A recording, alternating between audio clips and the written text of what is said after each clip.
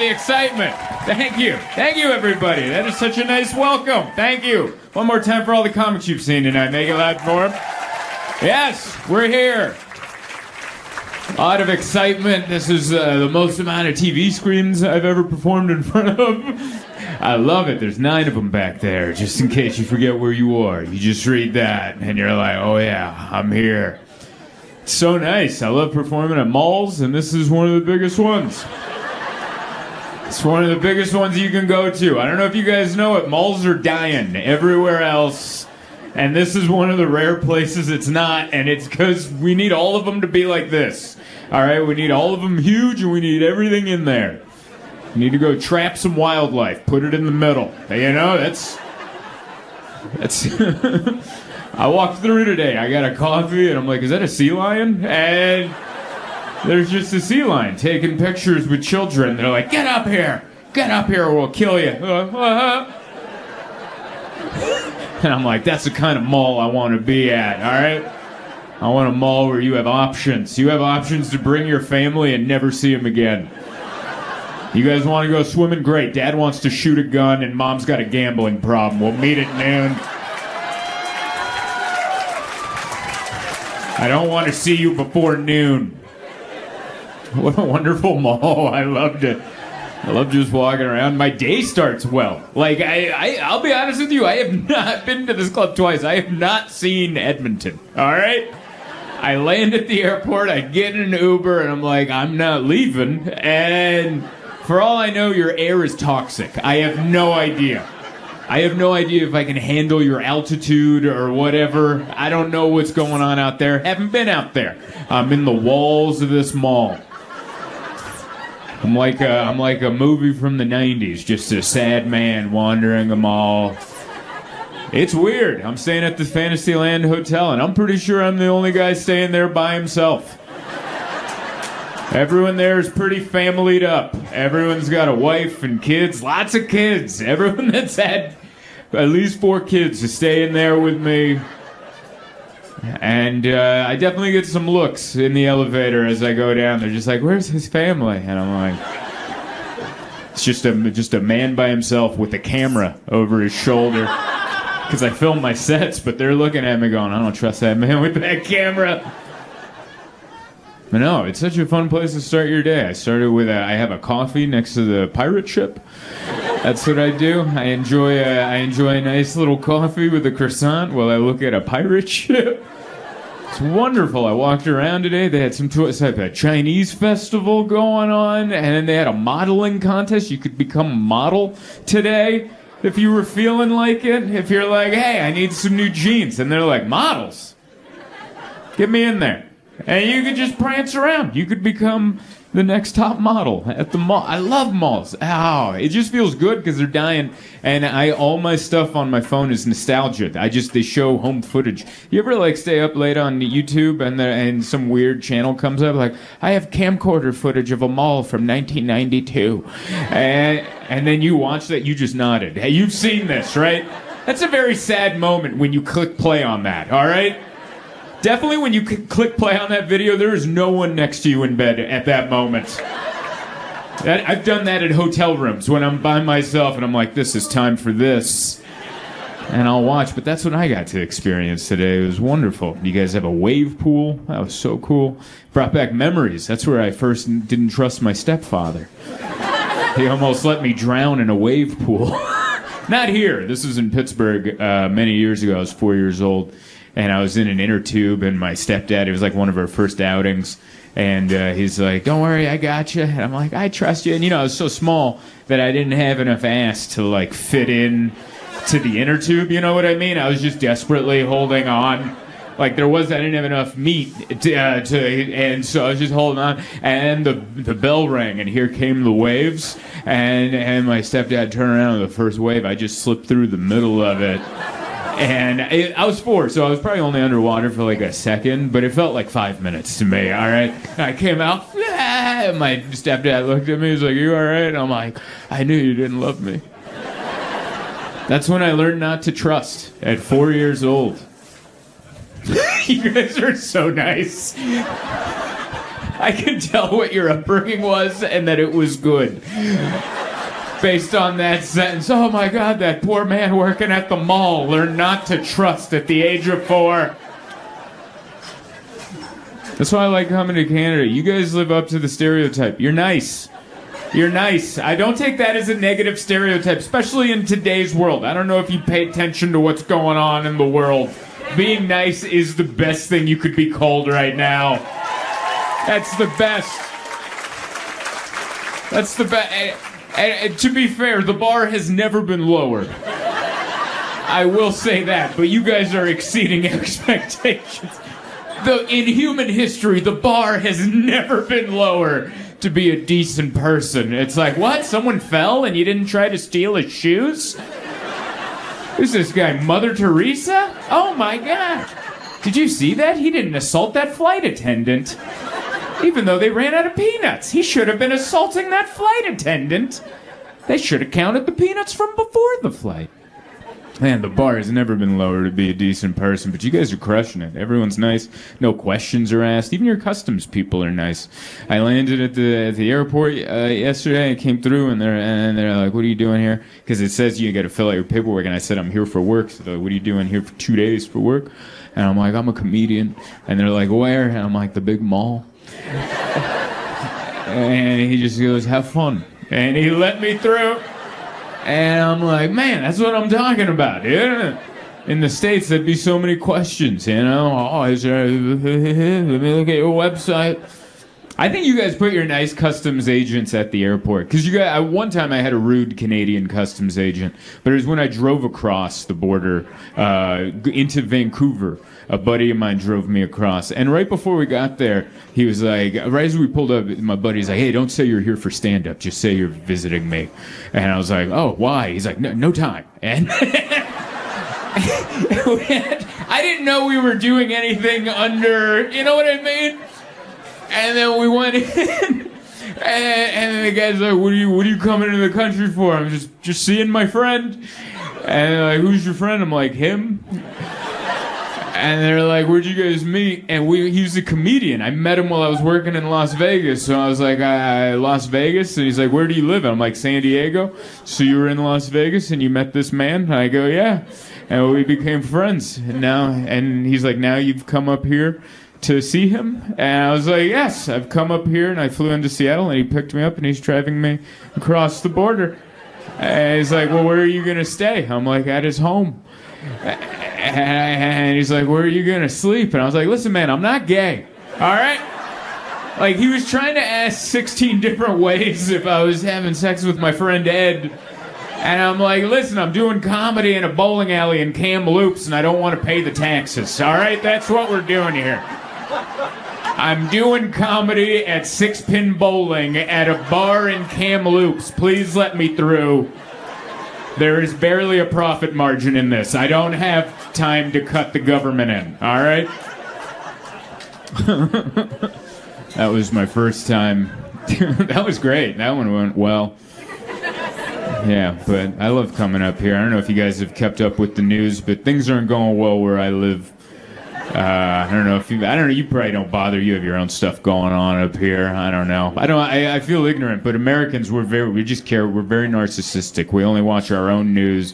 Every once in a while, there's a typhoon in Italy, and you're like, "Type what? Whatever." And then we're very self-involved. We're horrible people. So I don't know. The last Canadian news I got was that the truckers stopped. That was the big protest. They're like, "The truckers have lost their minds." I'm like, "Oh my God, are they murdering people?" "No, they put it in park." That's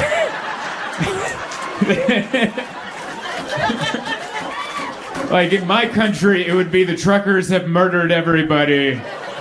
And half the country is like, no, they were trying to kill the truckers, and the truckers are just defending themselves. That would be the story. Hello. Thank you so much for watching my YouTube video. I just wanted to let you know that I have a brand new comedy special out entitled London Fog. If you haven't already watched it. If you have, go watch it again. Why not? That helps. Also, I'm on tour, the worldwide tour, 2026. Going to Europe, all over the United States, a little bit of Canada, the UK. And do my thing. What's up, everybody? Yeah! We're here! there. We're out. Excitement, noises, people sitting in every direction. I love it. I just realized that as I came out, there's some people facing that way. Some people like, yeah, we're at the show. Some people are like, we're up high. Man, move the stage.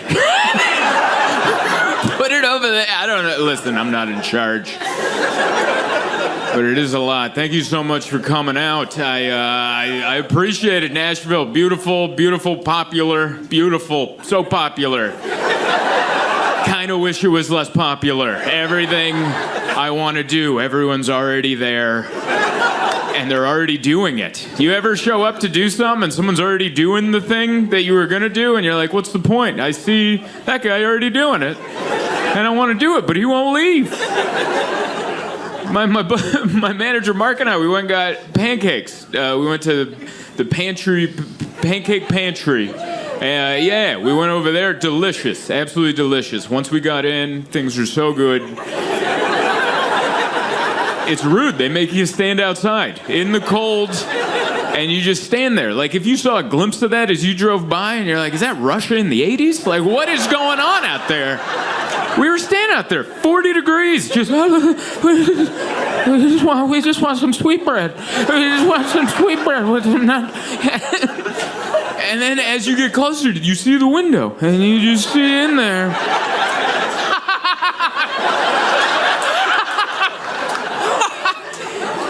And they'll come out and they're like, we'll get you in soon. We're trying to get people to leave, but they won't leave. And you just stare at them through the window going, leave!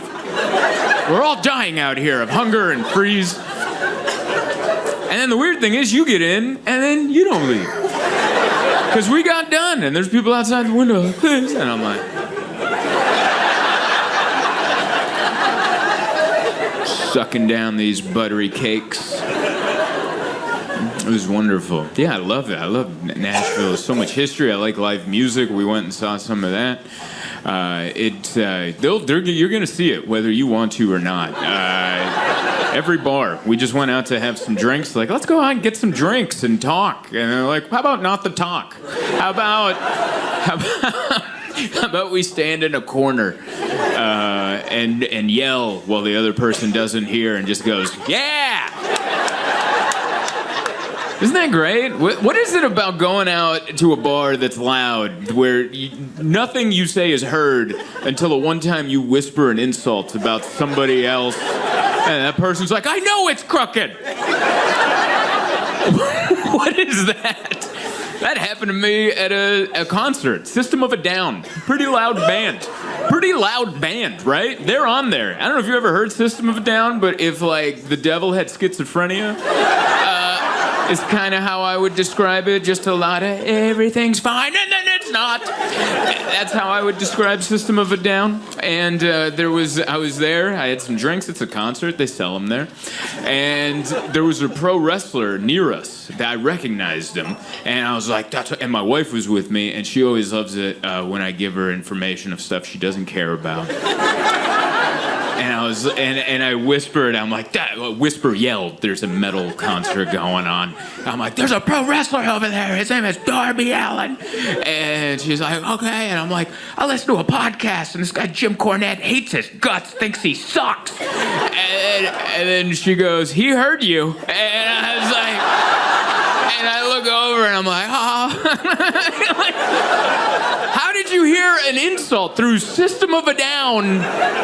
They're summoning demons up there, and I can't even talk some trash in private. Yeah. Anyway, beautiful town. It's so interesting. Like, this is this state has two giant music historic cities, and this one booming, and no one's seeing Memphis. I've been to Memphis, and I'm like, I was excited, and then I got there. I'm like, what happened here? There's nobody there. I landed. There was nobody. Have you ever landed at an airport, and you're like, I don't know how to leave the airport? I thought there would be Ubers. I opened the Uber app. My wife and I were at the airport in Memphis, and we landed at night, 11 o'clock, which is late, but it's not that late. We opened it up, and Uber said, no. I've never had that happen before. It just said there are no cars available. And then we walked out and there were no cabs. And I was like, it was just me and her. Everyone else on our flight, like, apparently knew this situation and they had arranged accommodations. They had family, loved ones. And no one loved us in Memphis. So we were just there, 11 at the airport, not a soul. And then there was a cop, and we're like, huh? And he's like, mm-mm. And then a drunk lady came out of the bushes. I don't even know where she came from. I don't think she came from the airport. She just came, And I'm like, well, that'll solve itself, I suppose. There's a cop, there's someone intoxicated, and it didn't. They just started talking. And then a cab showed up. I'm like, hey, a cab. And then the drunk lady's like, oh, my cab's here. And I'm like, what? That's how you gotta get one? I gotta call a cab company and go, hey, can you pick us up? And they're like, yeah, where? The airport. Why aren't you already here? Why aren't there 10 of you in a line? And the cab driver comes out and actually denied service to her because she's like, you're too drunk. I'm not letting you in the cab. And I'm like, awesome. And that's how we got to our hotel. But not here. There's Ubers and cabs. And do you guys have Waymos yet? Is that coming? You guys have them? Nice. They're here. Those are coming in. If you don't know Waymos, they just cut the driver out, which is great. Yeah, people. I'm tired of people having jobs, you know? Let's bring these robots in. Waymos are fun. I don't know if you saw that story, like it was a few days ago, it drove by a potential shooting. There was a cop that pulled someone over and they had their guns drawn on the guy. Everyone stopped. Everyone's like, oh, and then the Waymo just took a left. And there's just people in the back going, oh my God. Just right by. I don't know, man. The future looks fun. I gotta be honest with you. The future's gonna be like that haunted house ride at Disneyland where you're just in a cubby just going by, oh my God, keep going, please, Waymo. Oh, please. Please, Elon, take me home. Elon, whoever's running the company, some billionaire. We take you through the scary parts. You know, it's fun coming to Nashville. I don't drive here because I've driven in, I think, every major metropolitan city in the United States, but the only one that I've gotten too angry in to the point where I've left my rental car at the hotel and called an Uber is Nashville. This is the only place where I've missed freeways. Like, you know how a freeway will split and they're like, you got to get on this freeway, but you're on this freeway? And I've missed it. I've missed entire freeways. I was driving and they're like, merge over to this other lane. And I'm like, all right, I will eventually. And it just never happened. You know how, like, even in traffic, you're like, an opportunity will show itself. There will be a parting of the sea and you'll be able to slip in. And it just never happened. And I don't know if you ever missed your exit by 5 miles an hour. But it is... Every exit miss should be done at full speed. It should be done at, damn it, all right.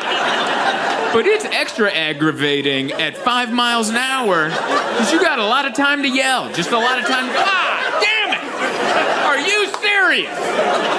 Let me in!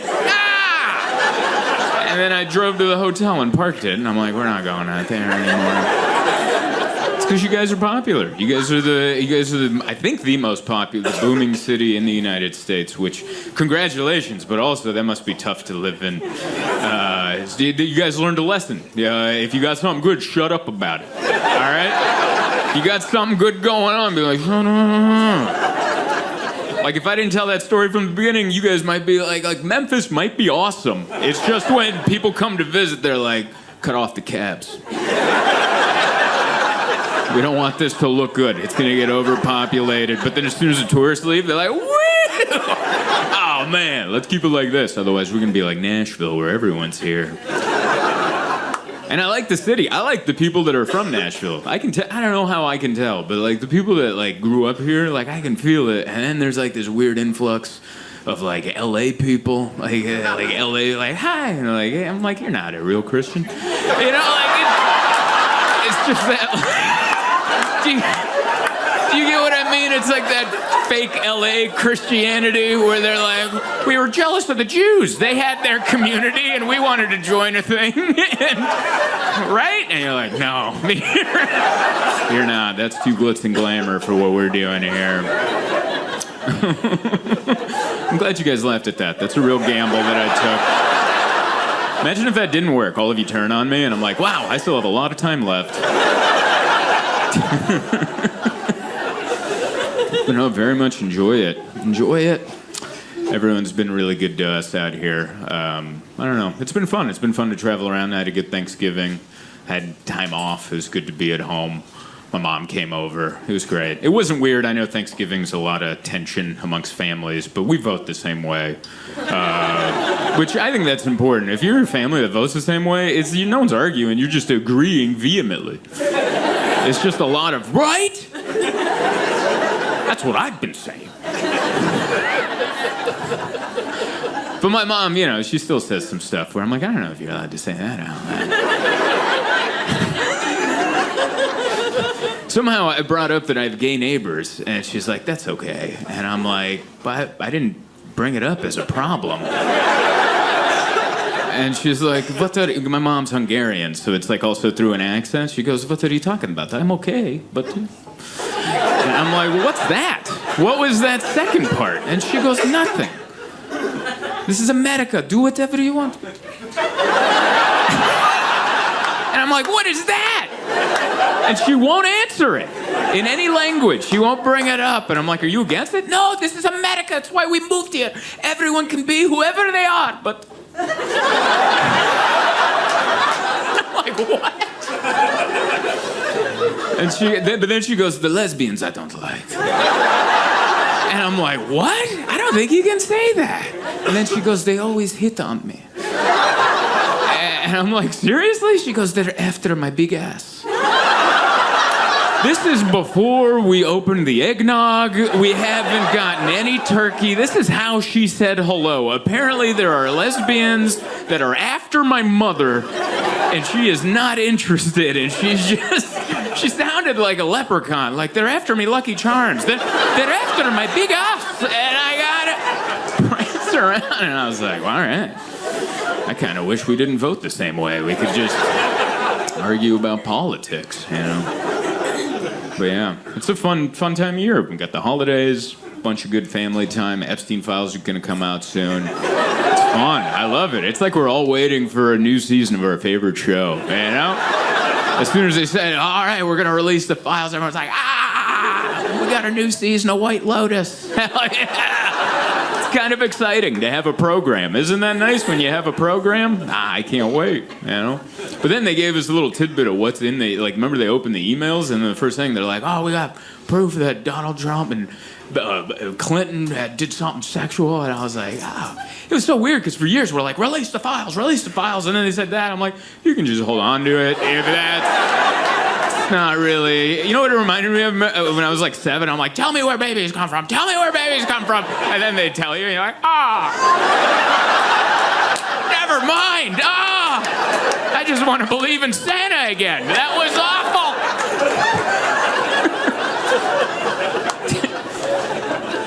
Yeah, I read all those Epstein emails. You know what I got out of it? I need to be more social. I don't respond to most of my emails. Text messages, if you look through my text, there's so many non-response. And I read, I'm like, man, Epstein responded to everybody. Just every dumb little email. Ha ha ha, see you Saturday. And I'm like, is that how you're supposed to be a person?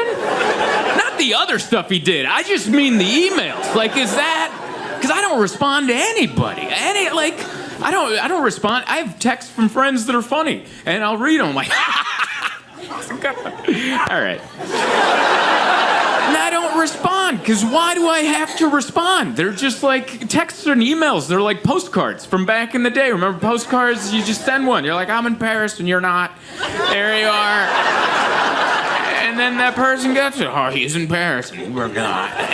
And you just throw that away. You didn't run down to CVS and get another postcard and go, fart noise, and then ship it off to them. I don't like how much we communicate as people. I don't like it. People just like they'll just send you an email or a text and be like, "Hey," and you're like, "How dare you? How dare you?" Like unless it's about business or something serious. Hey, look at this GIF. Please never do it. I can tell you're nice people because you're social people and you like kind of get it, but you're like, no, I like hearing from people. I don't. I had a messed up childhood. I was like, I had a single mom who worked a lot, so I spent a lot of time by myself, which sounds sad at first, but that's why I just talked in my head. It was always a conversation running on in my head.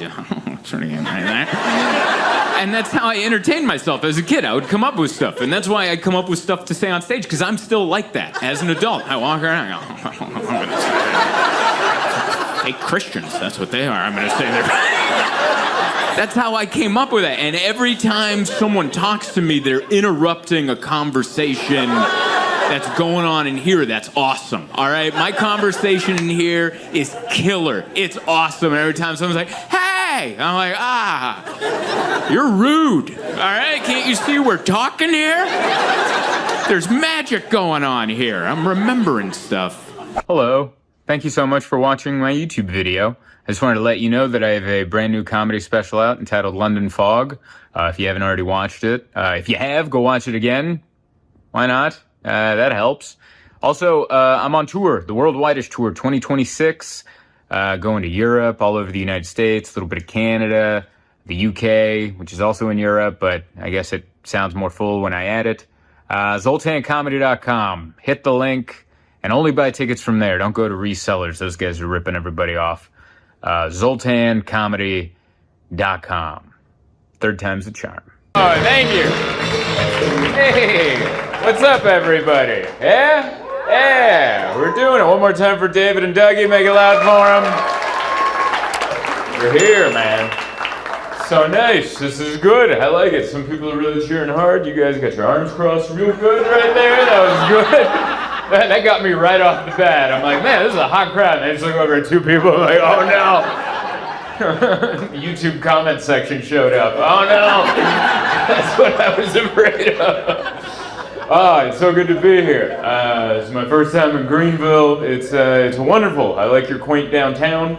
It's good. It's beautiful. Shuts down early. I appreciate that. I could tell. This is a place shuts down early. Anytime you have a 6 o'clock show, you know the town shuts down early. This is pretty much a matinee. This is wonderful. We can still catch early dinner after this show. This is when I want shows to happen. I wish the early show was 4 and the late show was at 6, and then I could be in bed by 9. Oh, that's what you guys get to do. By 9 o'clock, you're gonna be laying there just dong, like you're gonna be fully relaxed, and I'm still gonna be here in this weird attic. Is where we are. This is where the show happens. It feels illegal, doesn't it? They just had to keep putting Comedy Zone signs everywhere. They're like, they're gonna notice it's an attic. I need 10 TV screens. Put Comedy Zone on every one of them. Otherwise, the jig is up. It's beautiful.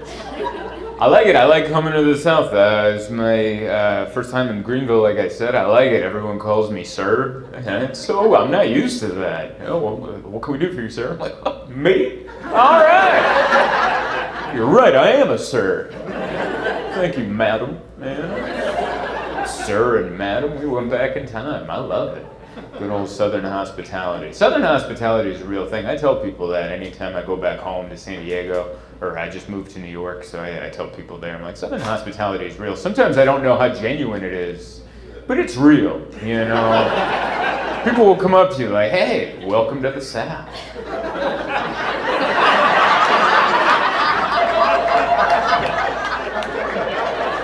Welcome to the South.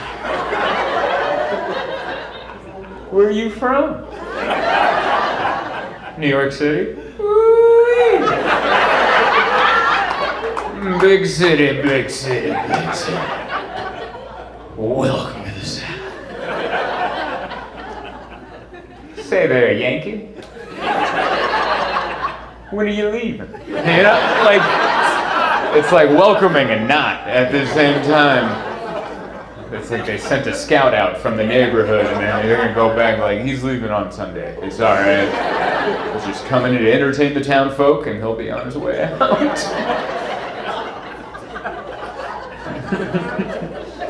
But I like it. I haven't gotten to explore South Carolina that much. I've only performed in Myrtle Beach. And you know, when you only go to one city, you assume the rest of the state is that, and it's not true. And I've learned that here, because I've been here now for 2 days, and I'm like, oh yeah, that's Myrtle Beach is its own. The entire state isn't, yeah, because Myrtle Beach is a retirement carnival. It's the only way I can describe it. There's like a roller coaster next to a fireworks stand, next to miniature golf, next to someone shooting down a spy balloon, next to just madness out there. Then I came here, I'm like, oh no, this is gonna be different. Everyone's got all their teeth. This is great. It's gonna be different. I like it. It's good. Feels haunted. It's good. All of the South just feels like it could use some sage. You know, just a little. Right? Just a little. Every building, a little. Feels like I'm staying in a hotel that's a new building, but it's too close to that cemetery. And I'm like, I don't like that. Nothing, please. Yeah, I don't know. But it's good. It's good here. I like coming down. I like traveling to all the different parts. I didn't do anything today. I just went and grabbed a coffee. It was nice. I got a coffee and a sandwich for $13, and that included a $2 tip. And I know, and you guys are like, oh, it's a little high for me. And I'm like, I get it. Because you guys live here and prices are going up, but I live where prices are the highest they can be. So I'm coming down here like, hell yeah. Yeah? I might get 2 coffees. Who knows? I might get jacked up and just be super productive today. It felt good. I don't know, it was a big day. The Unabomber died. That guy died. I don't know if you guys saw that. Yeah, he passed away in prison. Yeah, that was, kind of disappointing. That's never how you want it to go, right? Oh, he died peacefully in his sleep in his jail cell. Like, oh, nobody gave him heart. Because that's what we hope for, right? Hurt a lot of people, injured even more, and you're like, oh, just give him heart. Isn't that what's supposed to happen? You know, like, well, he'll get his, or he'll just die in his sleep. It's kind of sad. If you don't know who the Unabomber was, he sent, I don't know why I'm telling you specifically. You got picked on earlier because you're younger. Do you know what the Unabomber did? It's okay if you didn't, it was before your time. You've heard of him. He sent bombs in the mail. That's what he did, yeah, back when, that was a thing. He was really before his time, if you think about it, because if he was going around now doing that, there'd be way less people stealing Amazon packages. You know what I mean? Like, if he was around today, you'd be like, well, how curious am I, That's a tough gig, stealing packages. Because what if you get a dud? How many times do you just open it and you're like, Q-tips, damn it.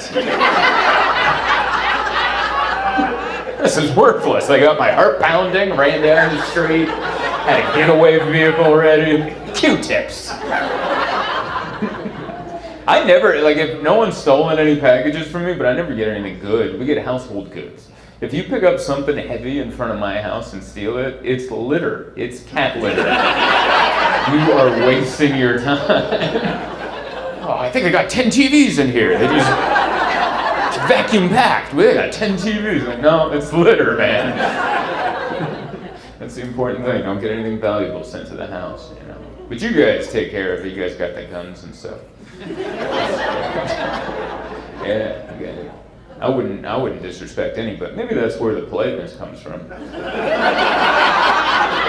Everyone is very well armed. Everyone's like, yes sir, no sir, no ma'am, yes ma'am. Hey, thank you so much for watching my video. I hope you enjoyed it. I hope you liked it, shared it, subscribed to it, hit the notification bell, do all the things YouTube makes you want to do. Other than that, I wanted to let you know that I'm constantly on tour, so go to my website, zoltancomedy.com, and see if I'm coming to a town near you. Thank you kindly. Try a bunch of new things. I don't like trying new things because I usually get hurt. That's the problem. I get hurt or sick. I just have bad luck. I don't know what it is. Like every time I try to be adventurous, the world is like, see? This is why you shouldn't. Like I remember in Mexico, a few years ago, I crashed a scooter in Mexico, and I shouldn't be on a scooter. I shouldn't be on 2 wheels. I need 4 wheels at all times. 4 wheels. All the time. But I made a new friend. You ever make a new friend and they have a suggestion and you don't want to seem lame, so you just go along with it? That's what happened. We were flying home that day and I made a new friend. And he's like, hey, you want to rent some scooters? Go around the island? I'm like, hell yeah! Let's go rent some scoots. Let's get out there. And because I thought there would be like a tutorial video or something. Because one time I rented jet skis and they made us watch like a 15-minute VHS on how to work a jet ski, and they had all the safety gear, and I was like, that's what I thought this was going to be, and it wasn't. We just went to a shack, and a little Mexican man threw keys at us, and that was the end of the seminar. That was the whole thing, and it was so bad. Like, there was no safety gear, there was just a helmet that didn't fit. Like, that's all there was, and once we got out there, like, the helmet, like, the wind took it back, and the little rope would, like, choke me out. That was all of the safety. But I didn't even know how to turn this bike on. I was sitting on the bike trying to turn it on and nothing was happening. My friends were already like doing wheelies and stuff. And I'm like, well, I'm right behind you. And I'm trying to get it going. It's not going. And the little Mexican man that rented it to me, he comes out and he sees I'm having trouble. And he's like, are you good? And I'm like, no, it's no vroom vroom, you know? Because we were speaking broken English and Spanish back at each other. We're trying to understand, but we can't understand. He's like, and I'm like, no vroom vroom. There's no vroom vroom. He's like, oh, vroom vroom. And I'm like, yeah, man, where's the vroom vroom? And he hit a button I didn't see, and the thing fired up. I'm like, yeah, vroom vroom. He's like, see, vroom vroom. And I'm like, is this the brake? And he just shoved me off into traffic. So there I am, downtown Cozumel, Mexico, rush hour traffic. And I could feel in my heart this was gonna end well, you know? It was like watching a horror movie. You're like, when's it coming? I know it's coming, but when? It happened on a right turn. That's when it happened. I made a right turn, and halfway into it I realized, I don't know how to make a right turn. I don't know, there was no training. Am I supposed to drop a knee like it's a sports bike and I'm on like the Grand Prix of Budapest or something? Like, what do you want me to do? So I just made a turn and I was like, wow, we're gonna crash into the median. And my calculations were spot on. I nailed that median. And I went flying. The helmet was on the back of my head, like a concrete yarmulke back there, just holding on. And I crashed. I destroyed half the bike, and I'm not wearing protective gear other than this little bike helmet, so I'm just in shorts and a t-shirt, so I'm bleeding from everywhere, all right? My knee, my hand, really bad. Some of the locals had gathered to cuss at me in Spanish, which is good. That's what you need after an accident, some hecklers. All right. That's very helpful. So I very quickly tried to pick up the bike and get it out of the street because everyone's yelling at me and I'm bleeding. And I picked it up by the handlebars. Remember, that's the vroom vroom area. Which, can I say, what a piss poor design that is. Maybe some pedals next time. Maybe something away from where I got to pick it up from. And I went to go pick it up and my hand hit the throttle and this thing shot out of my hands. And it went down half a block without me on it. And I smashed the other side. I destroyed the scooter, you guys. There's no plastic left on it, the mirrors are gone, I'm bleeding. And I walked it back to the rental shack in shame. And the dude who rented it saw me coming. He saw him all messed up, the bike's destroyed, and he ran out with all the English he knew. He just goes, What happened? And I was so offended that he would even ask that. I'm like, what do you mean what happened? Like, why didn't you have a tutorial video or something? I could have used a couple blocks, you know, whips around the block before you sent me out there.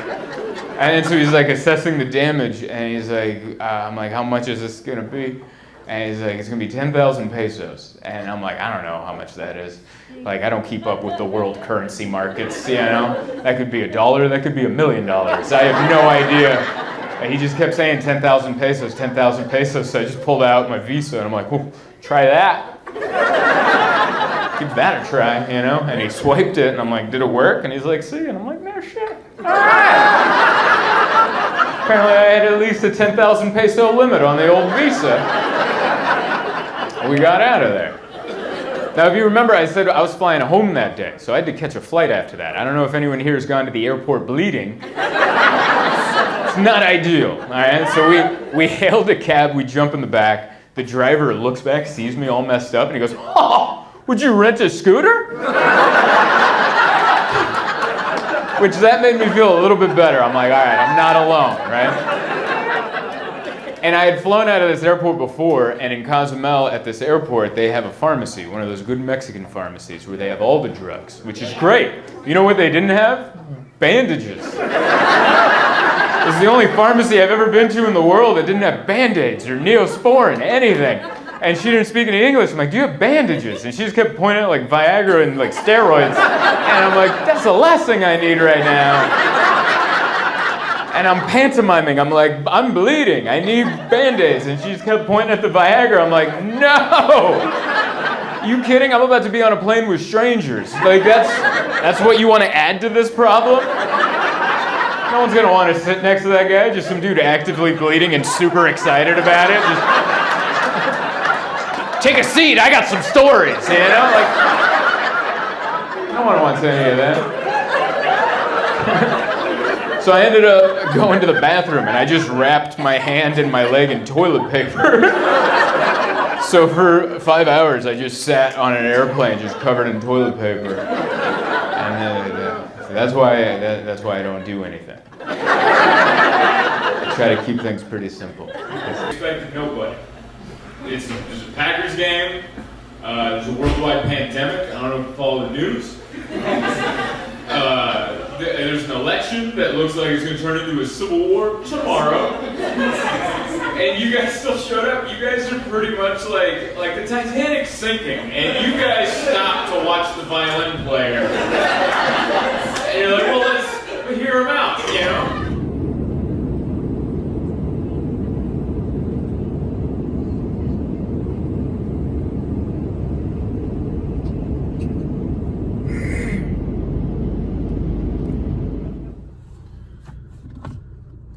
What's up, everybody?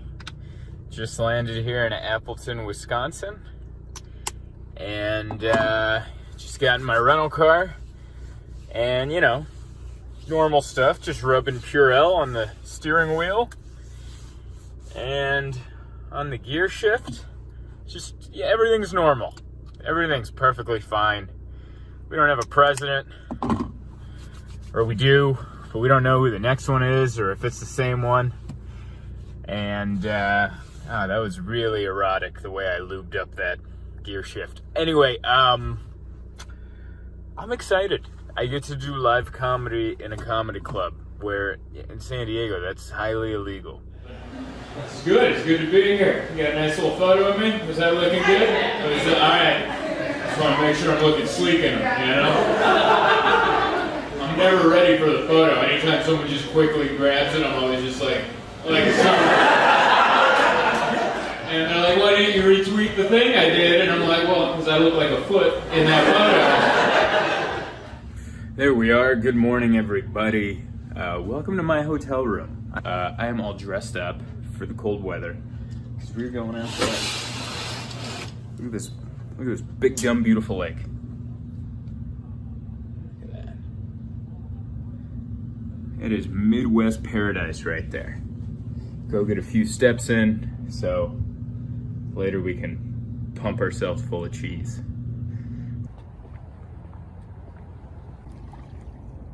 Look at this beautiful lake.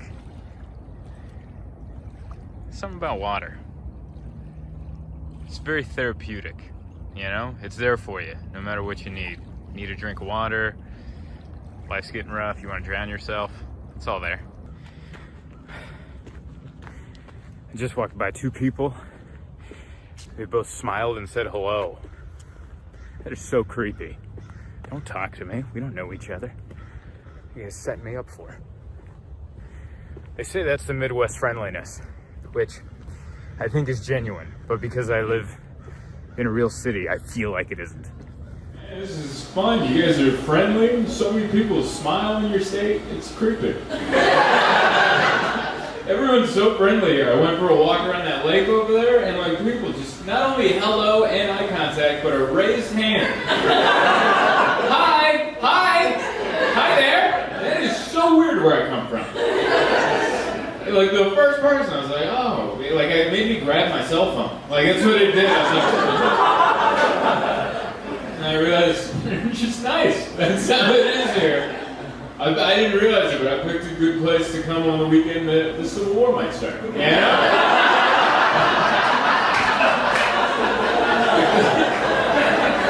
You know, if there is a part of the country I could pick, I'm gonna pick a place where people are like, hi! What's happening? Good morning. All right. Everyone's friendly. Oh no, there's more people. Is there anyone behind me?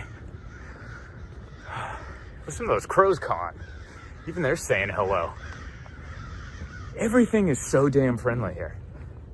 It's so weird to do this by myself. Last time I did one of these videos, Emma was here, so I look like less of a lunatic filming myself. But when you're doing it by yourself, oh boy, do I feel self-conscious.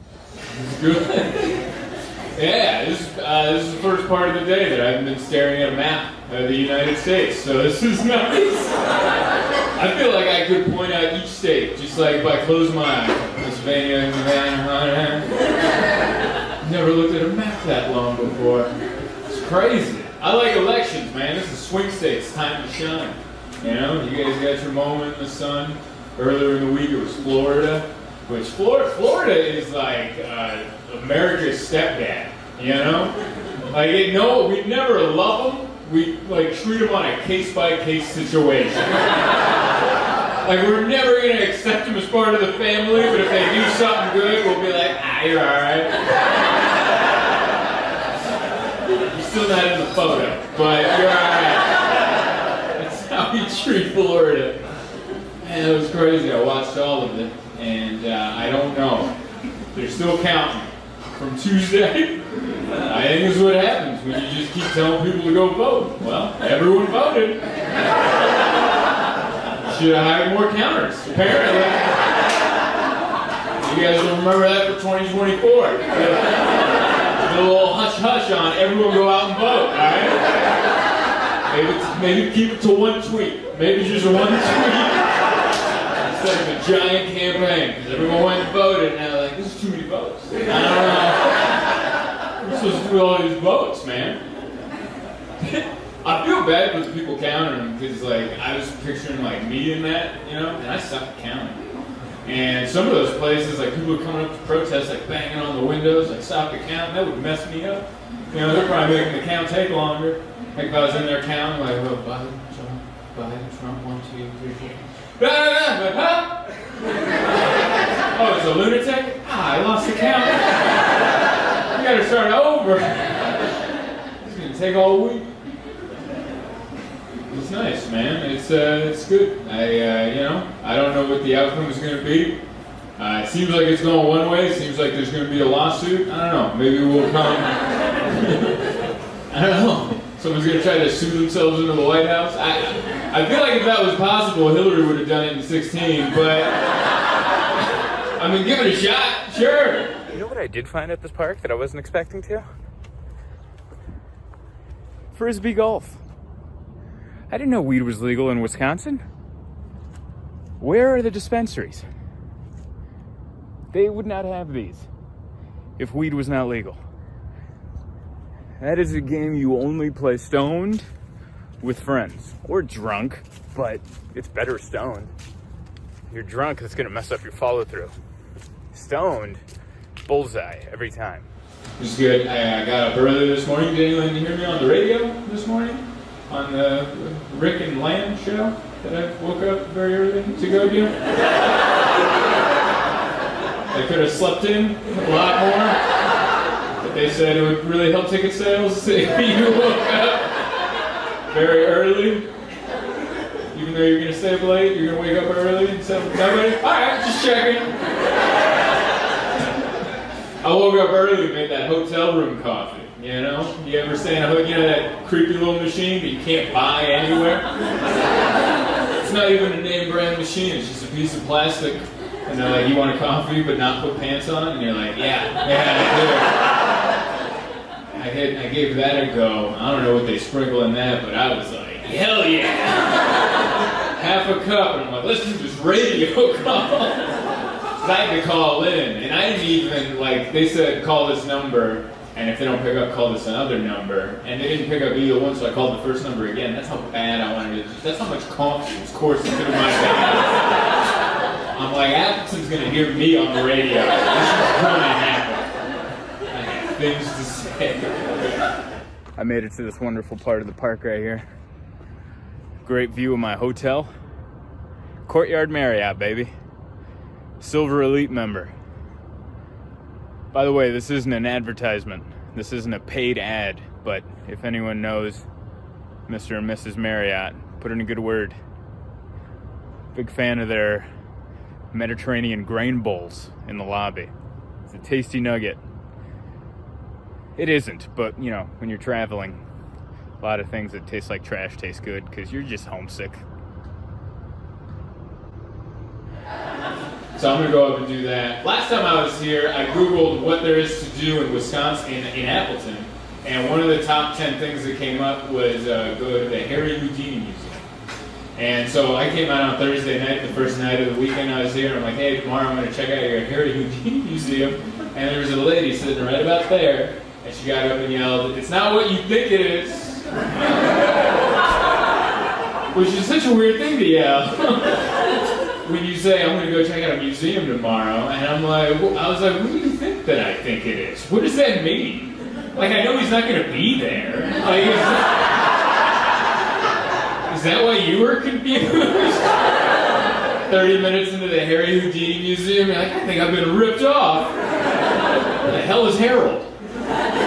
No, I went because I wanted to go to a museum. I enjoy museums. You know, I have fun in museums. You know, where you go to a museum, you look at stuff, you read stuff, and you go, huh.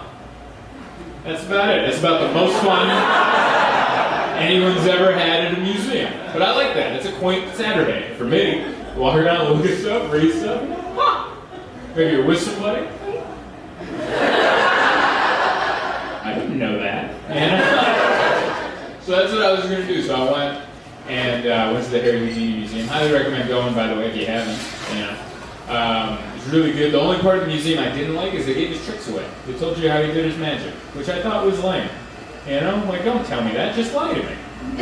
I'm okay with being lied to in that situation. I usually respect honesty, but in that situation, just lie to me. Just go, oh no, he was magic. Like, now it's fake, but back then it was real. He was a real magic man. I can fall asleep to that. I'd be like, yeah, he was just special. Back in the late 1800s, early 1900s, people were just special, and they could break out of locks and stuff. But they didn't. They told you how he busted out of locks, and they're like they said he was able to bust out all these locks, and like he had an extra key. And it's like, just lie to me, you know? Just tell me he's magic. And then they would say, yeah, he had like all these locks and these keys, and he could hide them all over his body. He'd hide them in his hair sometimes, and tape on his wrist. And then at the bottom it said sometimes he would hide keys in his rectum. And I was like, just lie to me, man.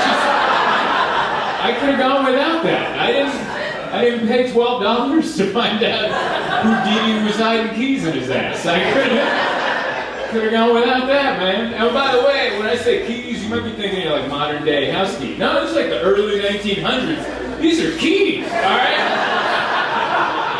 Like giant keys. I was looking at him going, I wouldn't even know which end to start on. But it was cool to learn about Houdini. I found out that for his day, he was the biggest act in the world. He would perform for thousands of people every single night. He was like Beyonce of them, you know? Big deal. And then, you know, he had all these locks he had to bust out of. And then I had that information in my head, and I'm like, I just pictured this man going out on stage. He had to do all these escape acts out of locks. I'm sure he just walked out on stage just like... I was like, I wonder if there's ever a show where something spooked him. Maybe a stagehand dropped something heavy in the back he wasn't ready for, and he's just sounds like a handful of change falls on the stage.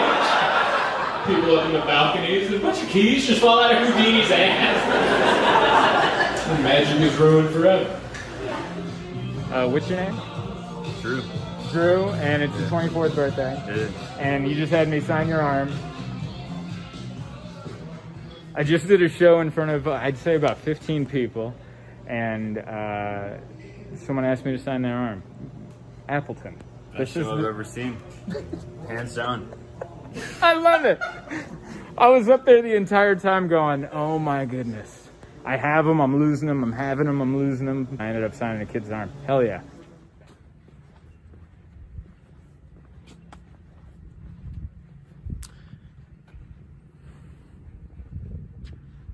Here's something that doesn't get talked about enough. This is what it's like at the end of a road trip. You're just at a empty, small regional airport at 4 in the morning, 5 in the, I don't know what time it is.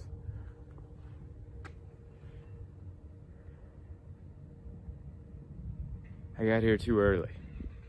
I haven't traveled in a while. I forgot that, like, when you're flying out of a tiny airport, you just show up 5 minutes before your flight. This isn't Logan International or O'Hare or LAX. One time I showed up to a small airport so early it was locked, and my flight was in like 30 minutes. Like, the janitor came by and unlocked the airport so I could go in.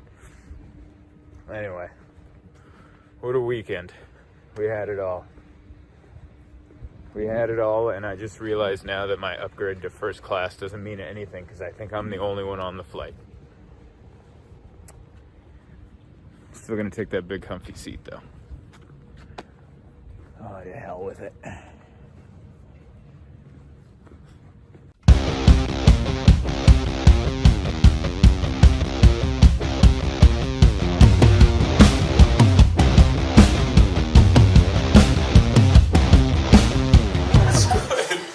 So nice to be here. This is great. This isn't my first time in Tucson, but it's my first time playing in a haunted house. So that's pretty exciting. That's where my career's at right now. You know, last night I played in a basement in downtown Phoenix, a desert area that shouldn't have a basement. And they had a basement that we went to through an alley, and tonight we're in a haunted house. This is great. It's wonderful. I love it. By the way, big fan. I love it. This is exactly why, I like hipsters. This is what they do. You know? Like, most people would look at this and be like, tear it down. Tear it down. We're going to make a sharp-angled condo out of this. And not hipsters. Hipsters are like, we can turn this into a hotel. And a music venue. And a bar. And another bar. And a coffee shop. And a bar. More bars. What if you can drink everywhere?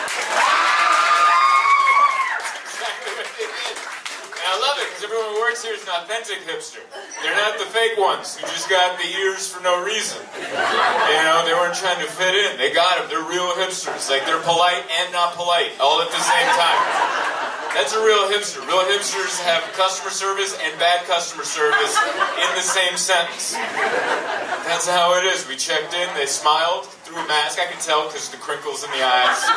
That's how you can tell when someone smiles with the mask on. And then they're like, welcome, and here's the rules.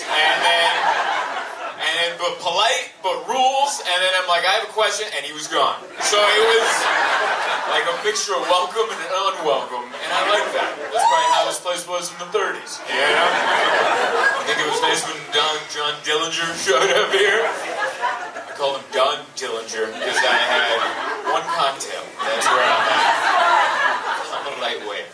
Not eating any bread, so all it takes is one cocktail. You ever not eat bread for a day, and then you're like, oh, I get drunk from sniffing a drink. You need that bread. It's so good.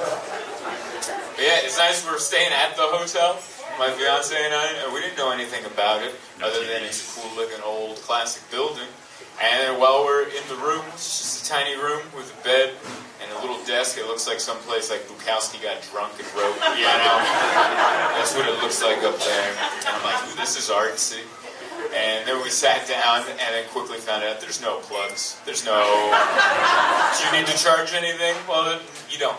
All right? I'm telling you, you don't. There's no plugs. And then she's like Googling the hotel. She's like, this place is cool. She's like, oh, it says this is one of the most haunted places in the entire country. And I'm like, huh? And I go, how haunted? And she's like, well, there's like a Wikipedia page for like each room, pretty much. And she starts going down the room numbers, going, yeah, you'll wake up with a lady on your bed on that one. This one will lock you in the bathroom. And she's like, I'm waiting for our room number. That's all I'm waiting for.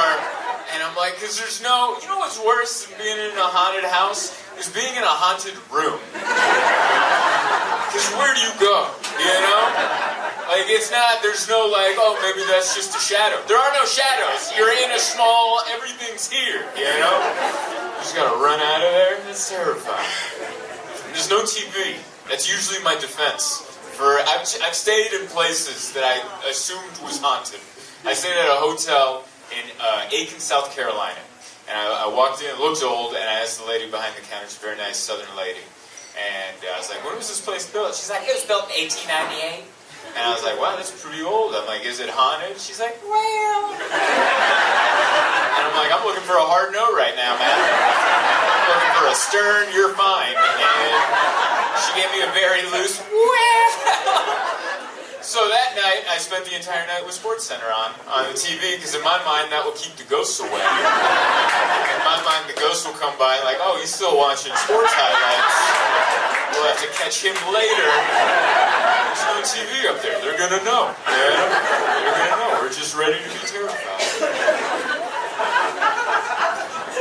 I wonder, it must be fun being a ghost.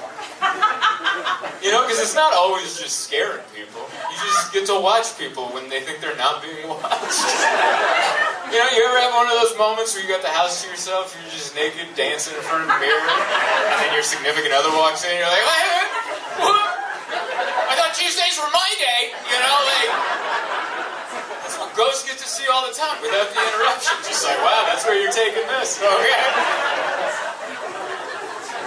Like, before I came down, my fiance was helping me put Vaseline on my taint, because I worked out this morning. We ran on the treadmill, and we had breakfast afterwards, so all my sweat dried while I was sitting, and I got a little rash in the taint. And then I'm like, how am I supposed to do this show? These people are expecting me to be all suave, and I got a rashy taint. So there I am, just doing like a yoga pose in the bed. She's just putting a little bit of Vaseline on my taint, and I'm like, John Dillinger's in the corner right now. This is why I won't leave. This is why I stay. Like I'm gonna go to boring ass heaven or hell, and I'm staying right here. Watch a grown man lube up his taint. It's the dry air. Alright? It's the dry air. You need a little.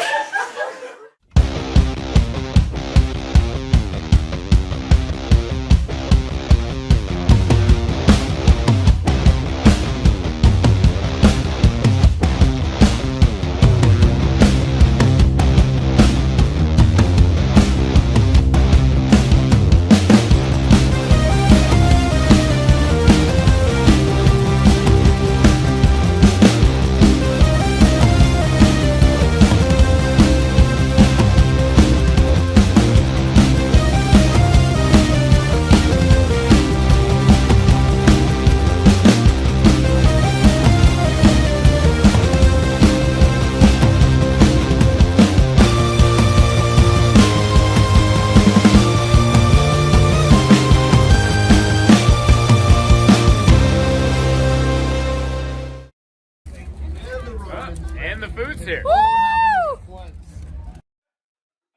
canceled my health insurance this year. I also did that. Yeah, that was not the best idea. I canceled my health insurance right after I got the second shot of the vaccine because I was like, well, I don't need this anymore. I'm good. And I'm not making this up. The day I canceled my health insurance, I went to a show, and the comedian that was on before me announced to the crowd that she was just diagnosed with a brain tumor. And I was in the back of the crowd, and I went, brain tumors. I totally forgot about brain tumors. I gotta call Kaiser Permanente and see how canceled I really canceled it, Because I used to be out again. My fiance and I just recovered from COVID. Don't worry, I tested clean, so I'm allowed to be inside again. We got COVID. We got COVID late, which is lame, because it's not even cool anymore. It was so lame. Like, we somehow dodged it for 2 years, and then we got vaccinated, then we got it. And I posted it, and nobody cares. Nobody cares when you get COVID now. I'm late to everything. This is like me in skinny jeans all over again. I got them, and everyone's like, yeah, we don't do that anymore. And I'm like, dang, I just came around. Yeah, we got COVID, and here's the weird part. Like, we both had the same symptoms, but my symptoms were 4 days later. So for the first 4 days, we thought I was asymptomatic, and I found out that if you're in a relationship and your significant other has symptoms and you're asymptomatic, that A now stands for asshole. That's what that means. She was so mad that I was fine. She was like, nothing? You don't feel anything? I'm like, no, I'm pretty good. And she's like, I hate you. And then 4 days later, I'm like, I'm starting to feel like crap. She's like, nice, all right. Let's get into it. We ended up both losing our taste and smell, which I don't know if that's happening to anyone here. That's the most frustrating thing to deal with. We didn't have taste and smell just in time for Thanksgiving. Which I don't know if anyone here has done Thanksgiving without taste or smell, but it is a waste of time. That is the biggest waste of time. Doing Thanksgiving without taste or smell, it's like going to an orgy with erectile dysfunction. That's like that is. You're like, I guess I'll just stand in the corner and watch, I guess. What's that taste like? Does it smell good? I don't know. We ended up still doing Thanksgiving, but we just got 2 Cornish game hens, because they're cheaper, and what's the point, right? We can't taste it. And she still worked hard to, make it good, and then she's like, how is it? I'm like, it's warm. Crispy. The parts that should be, they're crispy. That's all I can tell you. I never realized how important taste and smell was. I can't. It sucks. It's upsetting. I was angry at nobody. Just I can't smell. Definitely more baths. You wash more. You brush your teeth more when you don't know. When you do this and you're like, I got nothing. More gum immediately. Yeah, I guess I gotta go get health insurance again. I don't know. I guess the Omicron is coming. That one's the bad one. I hate it. This is like the 3rd one. We had the original, and then Delta, and now Omicron. And I don't even know if that's how you say it, but that's how I like it. I mean, with this one, at this point, doesn't it feel like the Earth is just trying out pesticides to get rid of us? Like, did anyone else grow up in a house with roaches? At first, you get the original raid, and it kills some of them, but there's still too many, and then you gotta get the next one. That's what Omicron feels like. I feel like Earth is at a grocery store going, Omicron, that shit sounds serious. Let's do that one. And if that doesn't work, we're gonna have to tent the planet. Thank you. Guy in the back. That joke was for him. Everyone's like, that's not fun. We're getting sad. Please bring it down. Yeah, it's fun that we hate each other over stuff. I like that. I was afraid this virus might bring us together. I really was. When the pandemic started, I'm like, oh no, this might bring us together. But thank God, humans are still humans, so we're like, no, we can make this political too. Isn't that magical? We're like, we'll hate each other no matter what. If Don Lemon or Tucker Carlson talk about it, we'll pick sides. That's the 2 groups. That's why I stopped watching the news, because I realized I ended up just not having an opinion of my own. I would get into an argument with somebody, and I'm like, I think I just said what Don Lemon said. And I think you just said what Tucker Carlson said. And then there'd be a third guy who's like, hey, did you guys know birds are actually drones? And you're like, oh, you listen to podcasts. All right. Everyone just regurgitates what they know. I don't know. It feels like the world's getting back to normal. There's been more mass shootings, which is good, you know? That means we're getting back to the swing of things. You know what that made me realize? Like all the mass shootings, as soon as everything opened. You know what that made me realize? While I was at home looking out the window going, I can't wait to go outside. There was a mass shooter with a gun like, me too. I also want to go out there. I'm so lonely. I'm just at home with my gun. And there's no one to shoot.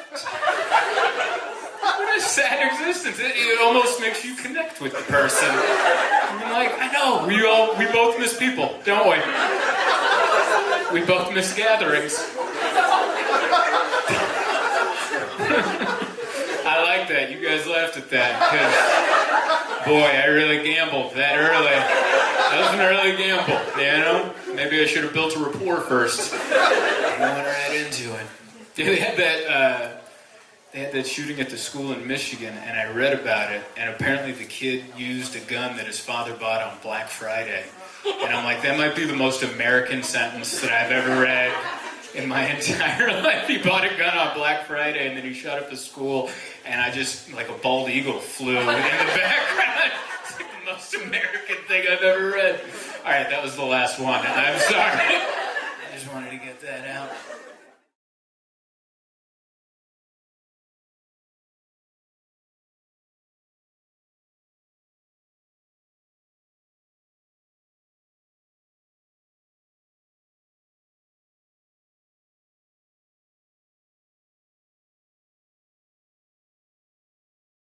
Hell yeah. It was a weird week, man. We had Billionaires in Space, which is going to be a great title for a documentary about the wealth gap in America. Can't you already see that documentary? It's just some hobo under a bridge and there's just Branson just floating in space. Oh my god, I'm weightless! Just shooting up from a dirty spoon, and he's like, my balls are floating! They don't tell you that in the book! So wild, man. It kind of made me feel like I gotta get my life together, because I was watching a billionaire float in space, and the only cool thing I did was try the new chicken nuggets at Popeyes. Their ad campaign worked, and someone was floating in space, and I'm like, these are really good. I gotta figure my life out, man. Bezos took a hard time on social media because he wore that cowboy hat. Did you see his cowboy hat? He wore his little cowboy hat in space, and everyone made fun of him. And you shouldn't make fun of him. That's just a person going through a breakup. All right? Anyone been through a breakup? You wear all the stuff that you want to wear. All right? I bet you he owned that hat for a decade, and his ex never let him wear it. It was always on the shelf, and she's like, you can't wear that. You run Amazon. Are you nuts? Are you trying to dress like a roadie for Kenny Chesney? Put it away! And now he's a single man. So he's flying into space on a penis-shaped rocket. And he put the hat on, just in a way to say, suck it, you bitch! Like this! I'm wearing my stupid hat. She's going through a breakup. The rest of us joined an improv class. But he's a millionaire, so he's like, I'm gonna float in space. Billionaire, excuse me. That sucks, man. I'm not even a millionaire. Isn't that sad? Like, even if you became a millionaire, no one would care. Like, if you told your mom, you're like, I just became a millionaire. You're like, did you say billion? No, million. Alright. Damn it. But yeah, but they said they were flying up there to give it a, to try it out, because they want us to be able to go up there too. They want to find a way to make it cheap so we can go up there too. I don't think so, alright? Because on one channel I was watching them float in space, on the next channel China was flooding, and like the earth is getting hotter, and they're telling us, no, you guys are up next too. You guys are coming up too. And then the next channel, like there's wildfires all over the country. Nope, you guys are coming too. And very slowly, I just felt like the Irish on the third class of the Titanic. Just like, no, we're gonna load first class into the lifeboats first, and then we're coming right for you. Are you sure, mother? Are they gonna let us on the lifeboats? Because I think this ship's a sinking. I think we're all just going to drown here with our IPAs. I think that's just what's going to happen. We're going to be at a brewery, and the water's going to be... It's all good to be here. I just did a show in Everett last night. Everett, pretty far up there. Did someone just say Everett sucks? Oh, all right, wow. All right, wow, it's pretty aggressive. All right. It's pretty aggressive, Centralia. All right, why don't you?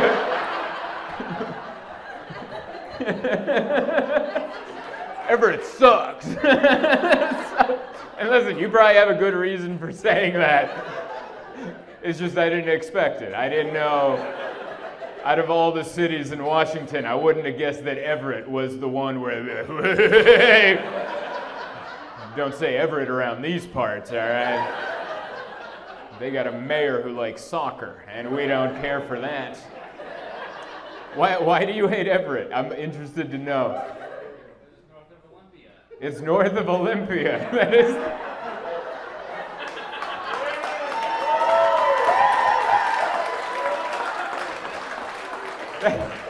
That has to be the most small-town statement I've ever heard in my entire life. Why do you hate this city? Because it's north of this other city, all right? We don't go past the Mason-Dixon line, all right?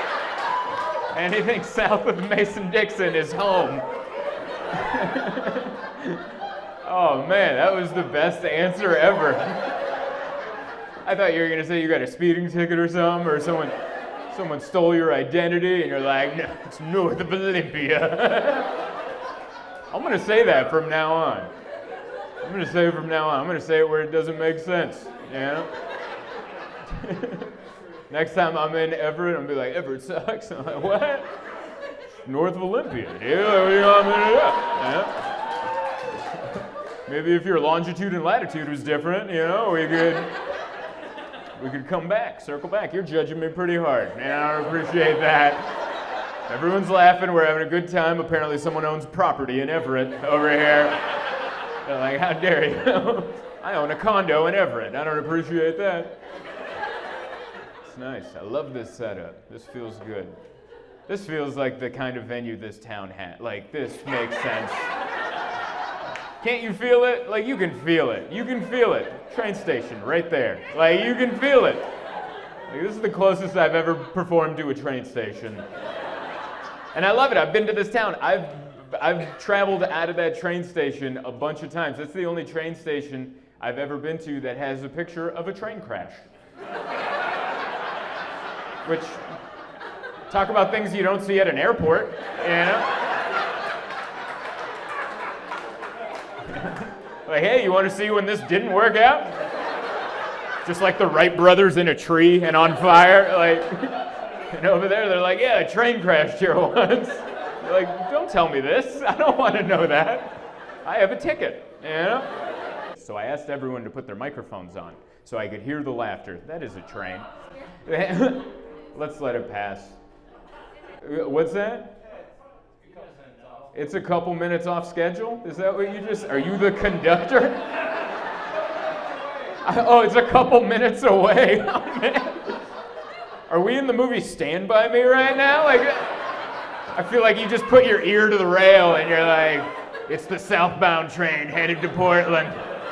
It's about 3 clicks due east. All right, it'll be here. 2 shakes of a lamb's tail. Get your tickets ready. I didn't know I knew all those words I just said. I'll be honest with you, I don't know what most of them meant. 2 clicks due east, I think I heard that in a war movie. Definitely don't know what it means. Does the train suck, or where it's coming from sucks? Like, that train's coming from north of Olympia, that son of a bitch. We're gonna boo it as we go by. Boo! A bunch of Everetters up there. Those highfalutin Everetters coming down with their tote bags and their straw hats. We're not a fan of them. What am I talking about? I have no idea. I'm just saying words in a comedic cadence. That's what I do. Thanks so much for watching my dumb video. Don't forget to like, share, subscribe, hit the notification bell, and other than that, Come to my shows. These aren't the only ones I have. Go to zoltancomedy.com for all of them. Now watch the rest of my videos, and don't skip the ads, so, I can pay my rent.